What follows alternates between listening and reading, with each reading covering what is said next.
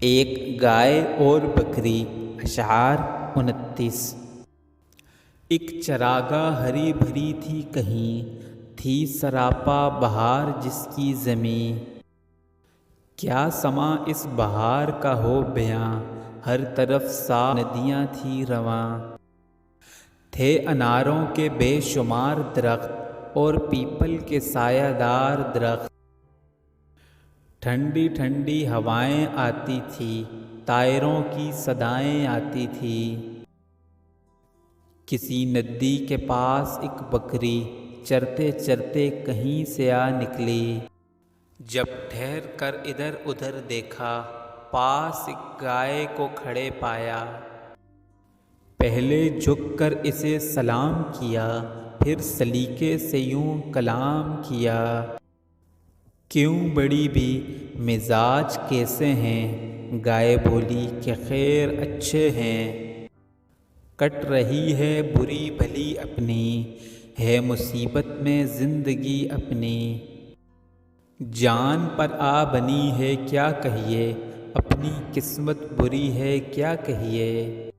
دیکھتی ہوں خدا کی شان کو میں، رو رہی ہوں بروں کی جان کو میں۔ زور چلتا نہیں غریبوں کا، پیش آیا نصیبوں کا۔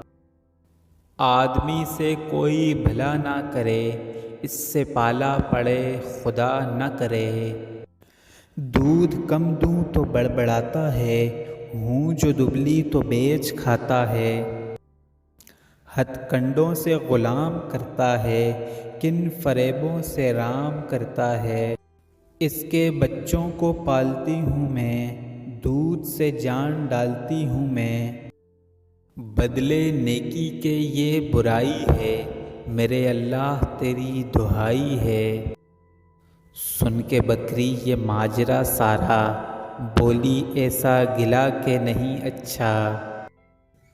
بات سچی ہے بے مزہ لگتی، میں کہوں گی مگر خدا لگتی۔ یہ چراگاہ، یہ ٹھنڈی ٹھنڈی ہوا، یہ ہری گھاس اور یہ سایہ۔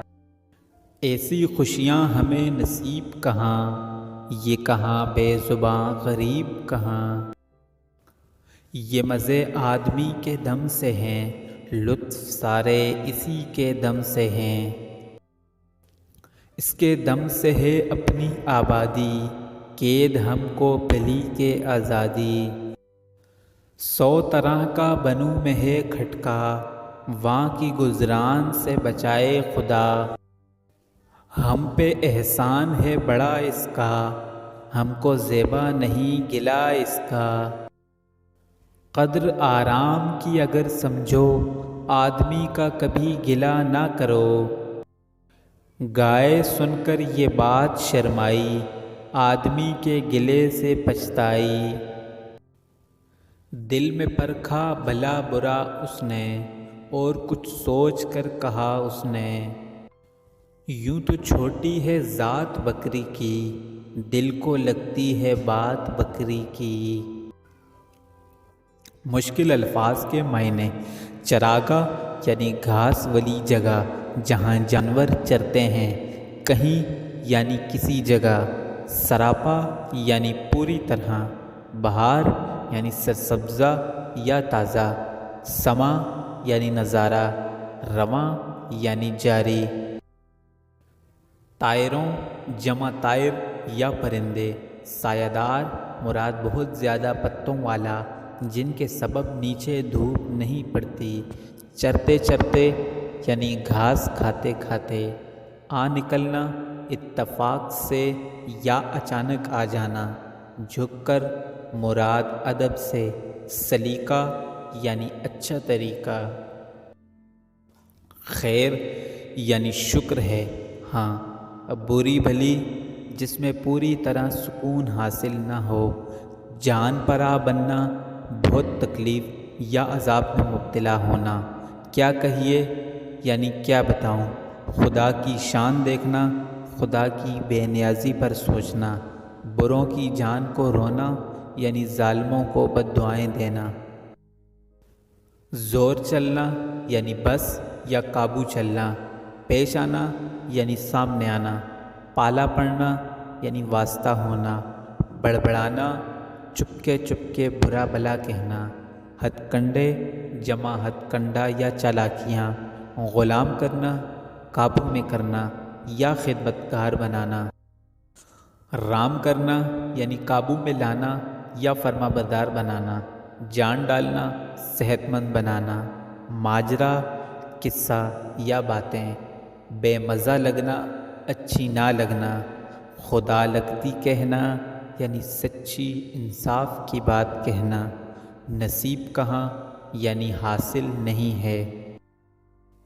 بے زباں مراد جانور، آدمی کے دم سے یعنی انسان کی وجہ سے، لطف یعنی مزہ، بھلی یعنی اچھی، بنو جمع بن، گزران وقت گزارنا، احسان یعنی مہربانی، زیبا یعنی اچھا، پچھتائی یعنی شرمندہ ہوئی، پرکھا یعنی جانچا، ذات یعنی وجود یا جنس، دل کو لگنا یعنی دل پر اثر کرنا یا اچھا لگنا۔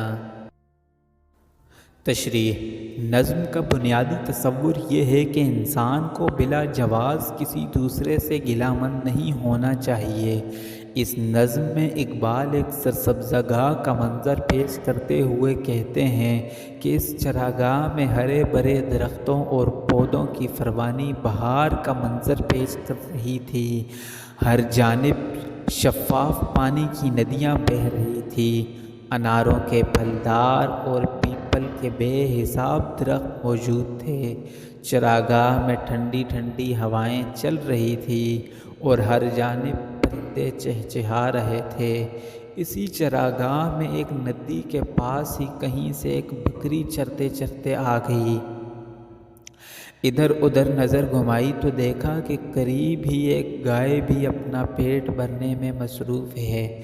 بکری نے پہلے ادب و احترام کے ساتھ گائے کو سلام کرتے ہوئے اس کی خیر و عافیت کے بارے میں پوچھا اور پھر بولی، یہ تو فرمائیے کہ آپ کے مزاج کیسے ہیں؟ گائے نے قدرے بے دلی سے جواب دیتے ہوئے کہا کہ اچھے ہیں، بری بھلی کٹ رہی ہے، البتہ عملی طور پر زندگی مصائب سے دوچار ہے۔ اے بکری، کیا حال پوچھتی ہے؟ جان پر بنی ہوئی ہے، یوں محسوس ہوتا ہے کہ قسمت ہی بری ہے۔ ہر جانب خدا کی شان کا مظاہرہ کرتے ہوئے بروں کی جان کو رو رہی ہوں۔ مقدر میں جو لکھا ہے وہ بھگتنا ہی پڑتا ہے، آخر غریبوں کا زور ہی کس پر چل سکتا ہے۔ اب تو اس نتیجے پر پہنچی ہوں کہ آدمی کے ساتھ کوئی بھلائی نہیں کرنی چاہیے، خدا کرے اس سے کسی کا واسطہ نہ پڑے۔ یہ آدمی تو ایسا احسان ناشناس ہے کہ اگر دودھ کم دوں تو ہر لمحہ گلے شکوے کرتا رہتا ہے، دبلی ہو جاؤں تو مجھے کسائیوں کے ہاتھ فروخت کر ڈالتا ہے، میرے ساتھ طرح طرح کے ہاتھ کرتا ہے، حالانکہ حقیقت یہ ہے کہ اس کے بچوں کی پرورش کر رہی ہوں۔ میرا دودھ نہ ہو تو وہ بھوکوں مر جائیں، لیکن اس نیکی کا بدلہ وہ برائی ہی سے دیتا ہے۔ گائے کی زبانی یہ احوال سن کر بکری نے کہا کہ اس انداز کی شکایت اور گلہ مناسب نہیں ہے۔ سچی بات ہمیشہ کڑوی لگتی ہے، لیکن سچ کہے بغیر رہ بھی نہیں سکتی۔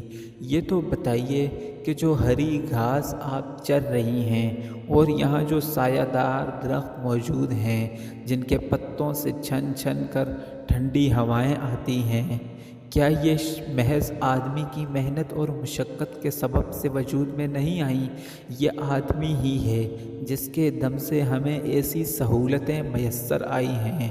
پھر آپ کا گلہ قطعی بے جا نظر آتا ہے۔